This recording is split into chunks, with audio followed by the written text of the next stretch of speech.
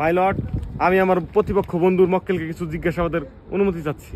অনুমতি প্রদান করা হলো। আচ্ছা মিস লায়লা, আমার মক্কেল মিস্টার প্রিন্স মামুন গত শুনানিতে বলেছিলেন 2022 থেকে 2024 পর্যন্ত আপনার বাসায় ছিল, কথা কি সত্য?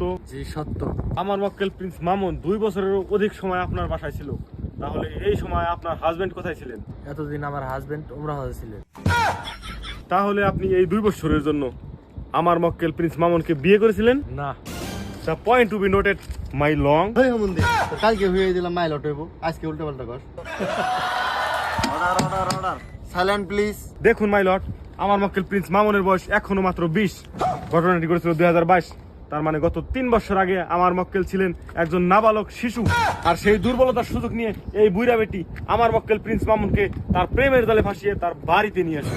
অবজেকশন ইউর অনার, আমার মক্কেল মিসেস লাইলাকে বুইরা বেটি কইয়া অপমান করা হচ্ছে। অবজেকশন সাসটেন্ড। ধন্যবাদ মাই লর্ড।